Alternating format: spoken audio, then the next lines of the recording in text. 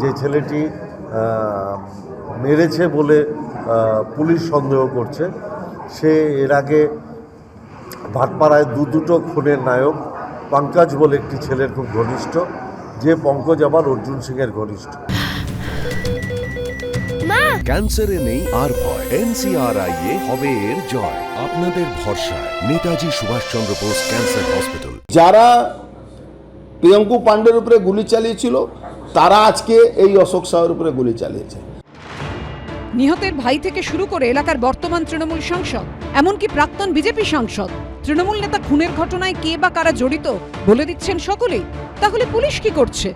किस घटनाक्रम किस तरह से हुआ उसके बारे में जानकारी करने के लिए हमने कुछ लोगों से अपनी बातचीत आरंभ की है। প্রশ্ন উঠছে, কেন এই খুন?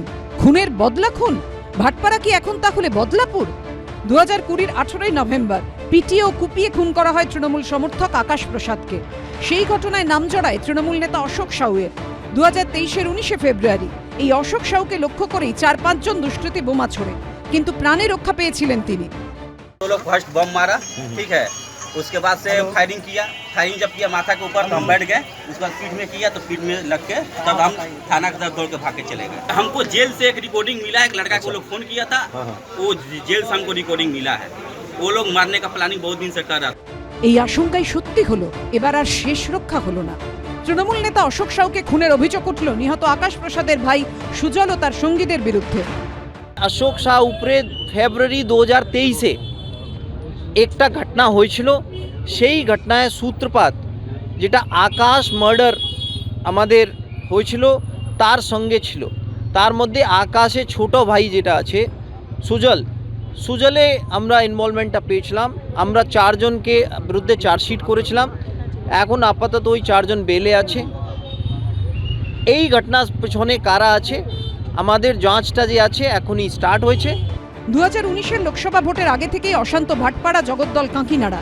সেই সময় আইন শৃঙ্খলা পরিস্থিতি সামাল দিতে জগদ্দল থানা ভেঙে আলাদা ভাটপাড়া থানা তৈরি করা হয়, কিন্তু সেই থানা উদ্বোধনের দিনই মাত্র 100 মিটার দূরে দুষ্কৃতীদের গুলি বোমার লড়াইয়ে 2 জনের মৃত্যু হয়। তারপর থেকে গত 5 বছরে বারে বারে উত্তপ্ত হয়েছে এই এলাকা, বারবার ঝরেছে রক্ত। ভাটপাড়া পুরো টোল পণ্ডিতদের জায়গা ছিল, সেই জায়গাটায় খুনি অর্জুন সিং সব খুনি তৈরি করেছে। সেই খুনির জঞ্জাল পরিষ্কার করতে একটু টাইম লাগবে। ভাটপাড়া জগদ্দলে আমার ধারণা ডিসেম্বর জানুয়ারির মধ্যে সমস্ত জায়গায় সিসি ক্যামেরা লেগে গেলে অপরাধ প্রবণতা কমবে। তৃণমূলকে তৃণমূলের হাত থেকে বাঁচানোর জন্যও তো এই রাজ্যে তৃণমূলের বিসর্জন প্রয়োজন আছে।